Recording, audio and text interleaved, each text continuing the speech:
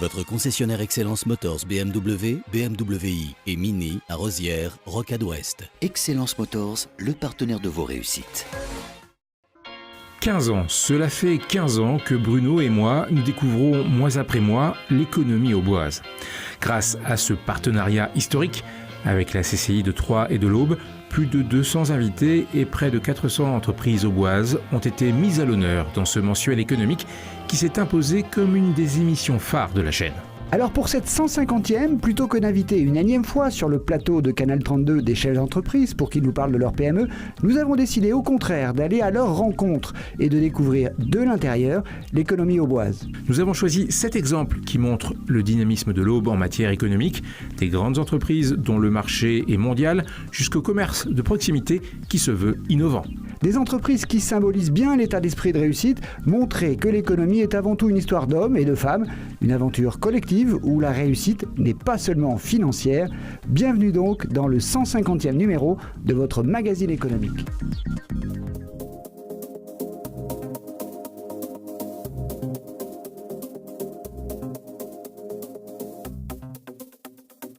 Et comme première destination, comme un symbole, nous avons décidé de nous rendre au siège de la plus grande entreprise de l'Aube, le groupe Soufflet. Direction Nogent-sur-Seine donc, pour rencontrer Jean-Michel Soufflet, le président du directoire de cette entreprise familiale devenue au fil des décennies une société à dimension mondiale. Jean-Michel Soufflet, bonjour. Bonjour. Merci de nous accueillir. Si on a voulu vous rencontrer pour cette 150e édition de Réussite, c'est parce que vous représentez la plus grande entreprise de l'Aube, le groupe Soufflet. C'est quoi en quelques chiffres ? Alors le groupe Soufflet, c'est d'abord 7500 collaborateurs, donc ça c'est le plus important de tout, parce que de la qualité de nos collaborateurs dépend le succès de l'entreprise évidemment. Après, ce sont des chiffres plus financiers. Le chiffre d'affaires, à peu près 4,5 milliards d'euros. Mais le chiffre d'affaires chez nous dépend beaucoup de la valeur du prix des céréales. Évidemment, on ne demande qu'une chose, c'est que le chiffre d'affaires monte, ce qui voudrait dire que le prix des céréales monte, ce qui est bon signe pour nos agriculteurs, puisque nous raisonnons toujours en fonction de nos agriculteurs, de l'intérêt de nos agriculteurs. Et on fait dans ce chiffre à peu près 60%, soit l'exportation, soit produits hors de nos frontières. Du coup, vos activités sont assez diverses dans l'agroalimentaire. On peut peut-être donner 2-3 exemples. La logique du groupe, c'est avant tout la filière des céréales. Donc le groupe s'est construit sur les bases de métiers de collecteur de céréales auprès des agriculteurs. Et après, pour trouver de la valeur pour les agriculteurs, on a développé l'exportation pays tiers et 2 filières principales qui sont la filière blé et la filière orge, qui sont les céréales les plus cultivées chez nous en France. Et donc la filière orge pour nous c'est la malterie avec un peu plus de 2 200 000 tonnes produites chaque année dans le groupe. Et la filière blé c'est tout ce qui est meunerie, boulangerie industrielle, ingrédients et biotechnologie. Parce que vous n'êtes pas seulement dans la récolte, vous apportez maintenant des produits finis. On est dans la première, essentiellement dans la première transformation des céréales. Avec beaucoup de B2B avec les grands acteurs de la deuxième transformation, donc les brasseurs pour ce qui est du malt, et puis les biscuitiers, les biscottiers, les boulangers industriels divers et variés. Et nous-mêmes, nous sommes également boulangers industriels en deuxième transformation des céréales avec le groupe Nauser que nous avons acquis en 2014.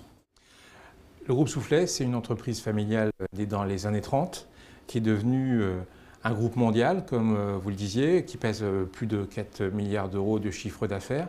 Parfois, vous vous rendez compte du chemin parcouru? Vous en parlez parfois en famille? On en parle, oui, parce qu'on a des grandes satisfactions. On a fait un séminaire de nos cadres managers justement le week-end dernier. On avait 500 managers cadres. Et on en ressort avec une certaine fierté et beaucoup de plaisir de voir les troupes mobilisées derrière nous. Après, on ne se rend pas compte au quotidien, on a grandi avec l'entreprise, tant mon père que moi, et effectivement, c'est vrai que le groupe a pris des proportions qu'on n'aurait même pas osé imaginer il y a encore 15 ou 20 ans. Et on ne s'en rend pas vraiment compte au quotidien. Jean-Michel Soufflet, on va continuer notre discussion dans un instant, mais je vous propose de faire une pause avec un reportage, une rétrospective, car durant les 15 années d'émission de Réussite, eh bien sûr, nous avons accueilli dans notre studio d'autres grandes entreprises auboises comme la vôtre. Je vous propose de les découvrir en reportage. Bien sûr. Parmi les locomotives de l'économie auboise passées dans l'émission Réussite, comment ne pas citer LDR Médical ? C'est la belle histoire économique de ces 15 dernières années. Cette entreprise, fondée en 2000 à Troyes et spécialisée dans la réalisation d'implants chirurgicaux, a gravi tous les échelons, au point même d'être cotée au Nasdaq aux États-Unis. Partie de rien, la société compte plus de 500 employés, dont 200 dans l'Aube. Ses produits ont tellement séduit que la PME auboise a été rachetée en 2016 par un géant américain, Zimmer Biomet. Autre poids lourd de son secteur, les maisons Babot-Seguin, invitées en 2005 dans Réussite. L'entreprise basée à Crenay est devenue depuis le 3e constructeur français de maisons individuelles. Fondée en 1982, la PME est présente désormais dans plus de 40 départements dans l'Hexagone. Autre leader dans son domaine, POC, qui fabrique des équipements de lutte contre l'incendie. La PME, située à Nogent-sur-Seine, commercialise chaque année plus de 300 000 produits, dont près de 60% sont exportés. Parmi les clients étrangers, la Navy et l'armée populaire de Chine. Plus de 100 personnes travaillent pour la société avec un gros effort sur la R&D. POC est aussi un symbole de belles reprises d'entreprise. Alexandra Grandpierre ayant succédé à son père Bruno à la tête de la PME. Tous deux d'ailleurs ont été invités dans Réussite. Retour au siège du groupe Soufflet avec Jean-Michel Soufflet pour découvrir la plus grande entreprise de l'Aube. Jean-Michel Soufflet, on a évoqué les actifs, si je puis dire, le présent. Maintenant, on va parler du futur. Quels sont les projets pour le groupe Soufflet? Toujours s'agrandir, peser 5, 6, 7 milliards d'euros de chiffre d'affaires? Comme on dit chez nous, l'important, c'est pas le nombre de galons qu'il y a sur la casquette, l'important, c'est ce qui tombe dans la casquette à la fin de l'année. Donc le chiffre d'affaires pour le chiffre d'affaires, c'est pas une fin en soi. En revanche, on est quand même obligé de grandir parce qu'autour de nous, tout le monde grandit. Tout le monde grandit, que ce soit nos clients. Aujourd'hui, avec les 3 principaux brasseurs, vous avez 50% du marché mondial de la bière. Donc, comme on dit chez nous, l'entreprise, c'est comme le vélo. Quand on arrête de pédaler, on se casse la gueule. Donc, on est condamné à grandir, condamné à aller plus loin. Après, on ne va pas grandir pour grandir. Je sais qu'il y a des opportunités qui vont se présenter prochainement, qui peuvent faire du sens pour nous dans nos métiers. On les prendra si elles sont judicieuses, abordables, si elles ne déséquilibrent pas nos organisations. Il faut grandir de façon raisonnée et toujours dans la logique de filière des céréales qui est la nôtre. Votre siège est situé à Nogent-sur-Seine et pas à Paris, logé dans une tour. C'est important cet ancrage local. Où est né le groupe? Oui, bien sûr, parce que ce serait aussi absurde d'avoir un siège à Paris en ayant des activités agricoles. Je vois mal comment je dirais à mes agriculteurs demain, venez nous voir à Paris, la tour machin. Non, ça n'a pas de sens. Nous, mon père est né à Nogent, je suis né à Nogent. Le groupe a grandi ici. C'est important pour nous de toujours avoir ce contact avec la terre. C'est essentiel et c'est ça notre originalité de nos groupes Soufflet. Nous, on n'est pas une multinationale. On n'a pas nos bureaux à Genève, on n'a pas nos bureaux à Paris. On n'est pas dans un paradis fiscal. On est français, on est nogentais avant tout. Et on est proche du terrain. Et je pense que ce sont les synergies entre toutes les divisions, tous les métiers du groupe qui font aussi en grande partie le succès du groupe. Dernière question, du coup, cet ancrage local, ça vous a donné envie de vous impliquer dans la vie de l'économie auboise et de prendre des responsabilités? J'ai accepté de la part du président Rotner et de François Baroin de prendre la présidence de BSC. C'est intéressant, c'est passionnant. Je pense qu'on a un certain nombre d'atouts dans la région, c'est vrai. C'est vrai qu'on a des problèmes pour recruter quand on est nogentais. Les traders, ils ont des propositions de postes à Singapour, à Genève, à New York, et on leur dit, nous, on a des postes pour vous à Nogent. Pour autant, on a des mecs bien qui viennent travailler chez nous. Mais c'est pas simple, on retrouve le même problème sur 3 pour recruter. On a des problèmes de logistique, alors avec la fameuse ligne 4 et ses retards légendaires.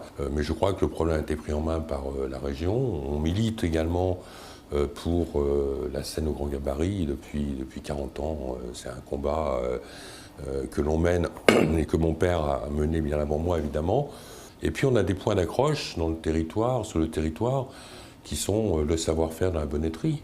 Il y a un savoir-faire historique dans la bonneterie. J'espère que peut-être qu'avec BSC, on pourra, aller plus loin, donner un coup de main aux entreprises de la bonneterie. Il y a du savoir-faire en Haute-Marne aussi, en matière de à Nogent-Bassigny, avec tout ce qui est coutellerie, outils pour tout ce qui est médecine, chirurgie, etc. Et tout.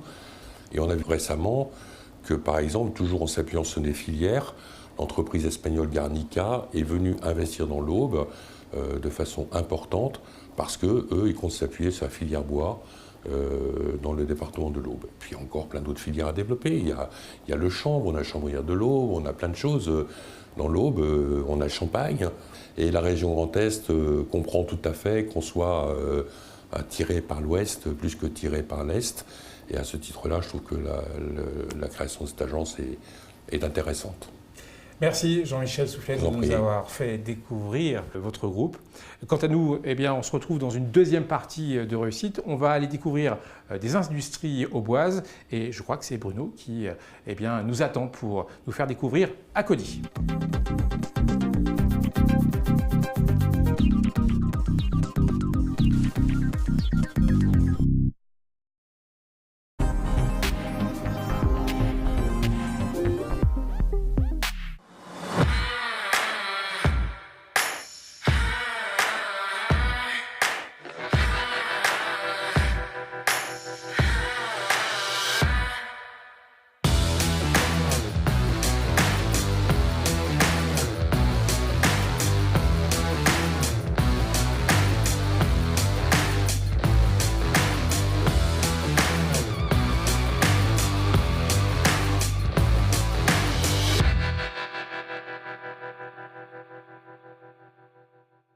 Cabinet d'expertise comptable situé dans l'Aube à Saint-Julien-les-Villas et à Bar-sur-Seine, BDS Associés accompagne ses clients au quotidien dans leur gestion administrative et sociale, les conseils et les aides au pilotage de leur entreprise. Chaque jour, une équipe dédiée et performante vous apporte des solutions de gestion personnalisées en mettant à votre disposition un ensemble d'outils modernes et digitaux. Renseignez-vous, rencontrons-nous.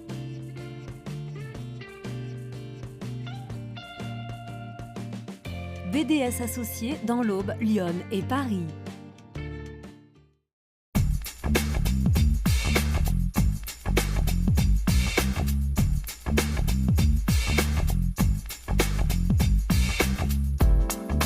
Laurent Duparc, des menus variés réalisés à partir de produits frais et de saison.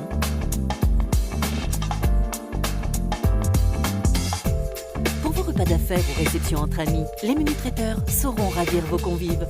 Possibilité de commander vos plateaux repas et de vous faire livrer sur Troyes et dans l'agglomération.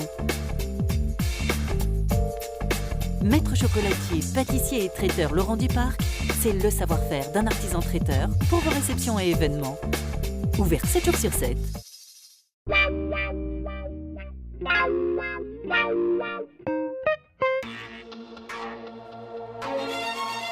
Votre concessionnaire Excellence Motors BMW, BMW i et Mini à Rosières, Rocade Ouest. Excellence Motors, le partenaire de vos réussites.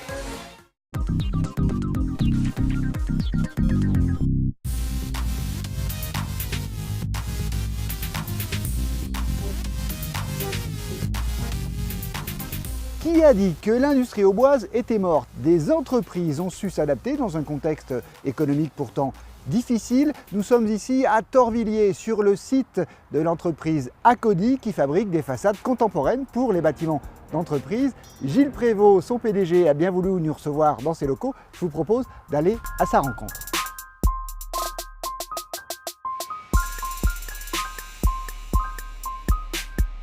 Alors Gilles Prévost, nous sommes ici au cœur de votre entreprise, une entreprise dont l'activité est finalement d'habiller les bâtiments en quelque sorte. Absolument, des bâtiments, soit des bâtiments publics haut de gamme comme des musées, des écoles, des bibliothèques, soit des programmes nationaux comme des chaînes de magasins. Notamment, il y a des enseignes McDonald's, Lidl, des enseignes avec lesquelles on duplique les différentes constructions. Soit un projet one-shot, comme on dit, soit des... C'est ça, on a deux cœurs de métier. On a l'architecture, où on fait des projets réellement sur mesure. Ouais. Et on a le corporate, et là où on fabrique des magasins ou des bâtiments qu'on peut dupliquer à travers la France. D'accord, donc les plaques arrivent ici directement, traitées, et là vous les façonnez, vous les mettez à la forme qui a été décidé par l'architecte, c'est ça? Tout à fait. En fait, on approvisionne des panneaux à la teinte demandée. Ce n'est pas nous qui les mettons, qui faisons le revêtement. Et ensuite, une fois les panneaux qui arrivent, on les usine, on les met en volume, on les plie, on les cintre, pour pouvoir ensuite les mettre sur les bâtiments. D'accord. Vous étiez implanté à Sainte-Ménéhould et vous êtes aujourd'hui dans l'Aube depuis 10 ans. Oui. En quelques chiffres à Cody aujourd'hui, parce qu'il y a eu un fort développement. À Cody aujourd'hui, il y a 47 collaborateurs, 10 millions d'euros de chiffre d'affaires et on fait 150 000 mètres carrés de façade par an. Et vous intervenez dans toute la France et parfois même à l'étranger. Parfois à l'étranger, en Europe proche, enfin, autour de nos frontières. Et on vient de faire partir par exemple un bâtiment complet à Nouméa. On fait 2 McDonald's à l'île de la Réunion. On vient de faire partir un autre bâtiment à la Guadeloupe où on charge les containers ici et puis ensuite ça part pour les poseurs. Alors vous avez un bureau d'études intégré qui dessine toutes les pièces qui sont ensuite fabriquées ici. Alors le bureau d'études conçoit les façades avec les modes de fixation. Ensuite on a un bureau des méthodes qui s'occupe de mettre en fabrication, de développer les différents éléments. C'est envoyé sur les centres d'usinage pour être usiné et plié. Alors vous ne posez pas, c'est-à-dire que vos clients, on parlait des bâtiments tout à l'heure, mais vos clients ce sont en fait les poseurs eux-mêmes. Nos clients sont les poseurs, donc qui sont les façadiers, les bardeurs, les étancheurs, et puis parfois les charpentiers métalliques. Et c'est important aujourd'hui d'être à Troyes dans l'Aube? À être à Troyes dans l'Aube, nous on distribue toute France. Ce qui est intéressant, c'est qu'on est dans un cœur un nœud d'autoroute et on trouve sur le tissu local les collaborateurs dont on a besoin. Ben justement, d'autres entreprises industrielles ont été les invités de Réussite durant ces 15 ans d'émission. De Chantecler à Nord-Élève, voici quelques fleurons de l'industrie auboise.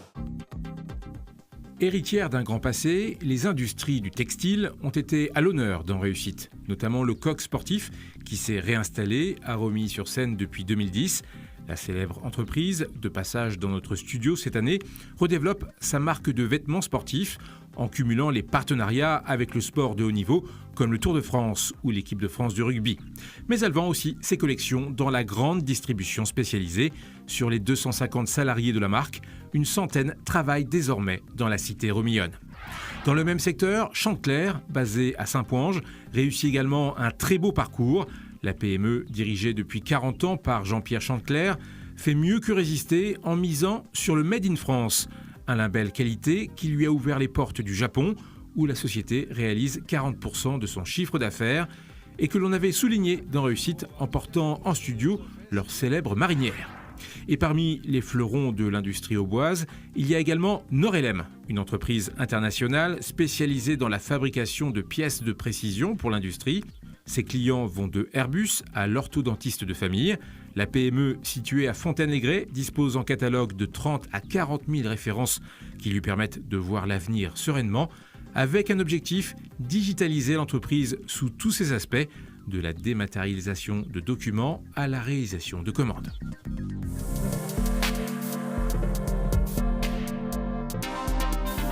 Gilles Prévost, ici on est dans le bureau d'études qui est le cœur de la conception des produits. Absolument. Combien de personnes travaillent ici? Ici, on a 10 personnes. Et vous êtes modeste, mais votre entreprise, c'est le numéro 2, presque numéro 1 en France? Numéro 2, on va dire, actuellement en France. Et on a un programme pour l'année prochaine d'investissement, tant en termes de centre d'usinage numérique qu'en termes d'agrandissement de bâtiments. Donc avec de nouvelles machines? Avec de nouvelles machines, tout à fait.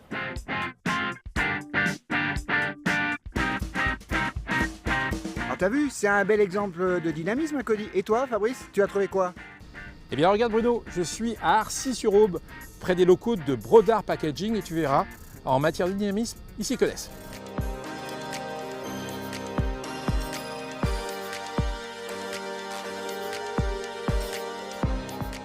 Cela fait plus d'un siècle que Brodart est dans l'imprimerie. Alors évidemment, la société a évolué depuis ses débuts. Aujourd'hui, Brodart Packaging imprime principalement des supports pour l'agroalimentaire et le secteur du parfum. Rendez-vous aujourd'hui avec un homme qui connaît bien Réussite puisqu'il a été invité de plusieurs émissions, Michel Brodart. Michel Brodart, bonjour. Bonjour. On est dans votre site d'Arcy, dans les coulisses de votre usine. C'est vraiment un lieu, on va dire, assez magique parce que c'est pratiquement la hauteur d'une cathédrale.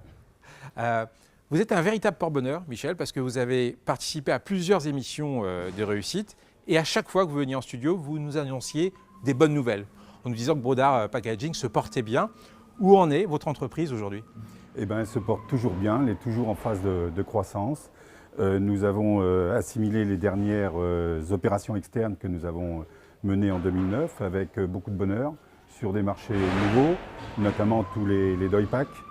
Et c'est vrai qu'aujourd'hui, on envisage d'autres voies de croissance. De croissance externe. Notamment de croissance externe. Brodard Packaging, c'est quoi aujourd'hui? Combien de salariés, combien de sites? Aujourd'hui, nous avons 5 sites, 220 ou 225 personnes en fonction des périodes. Et on fait un petit 50 millions de chiffre d'affaires. D'accord, donc ce n'est pas uniquement Arcis-sur-Aube? Non, il y a 2 sites sur Arcis-sur-Aube.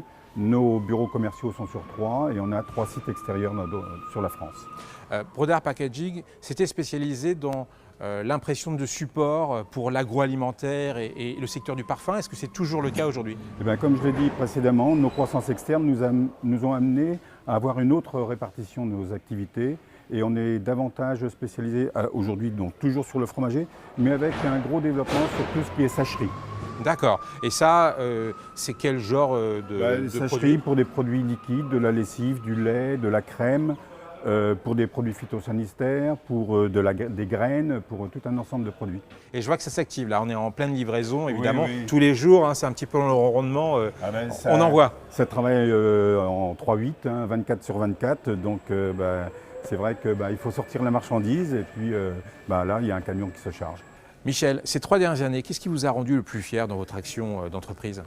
Ce qui me rend le plus fier aujourd'hui, c'est que mes enfants aient adhéré à la poursuite de l'activité au sein du milieu familial pour le développement futur de cette entreprise. Parce que ça fait 5 générations, c'est ça maintenant? Aujourd'hui, ça va faire la 5e génération avec mes enfants, oui.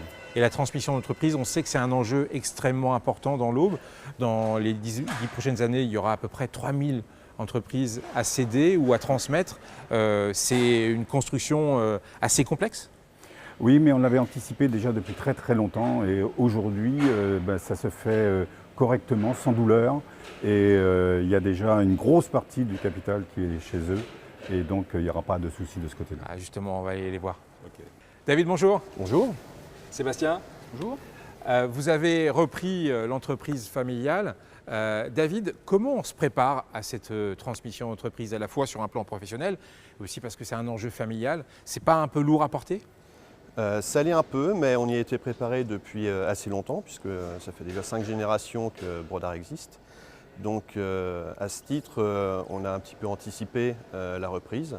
Et on va intégrer au fur et à mesure les compétences, les connaissances pour mener cette belle expérience. Professionnellement, quel est votre parcours au sein de Brodard Packaging? 15 ans de parcours déjà par passion au niveau de l'informatique, intégré au sein de l'entreprise et ensuite un challenge au niveau de l'évolution professionnelle. Je suis maintenant adjoint de direction générale, plus orienté production. Sébastien, vous reprenez les rênes de Brodard Packaging petit à petit avec votre frère.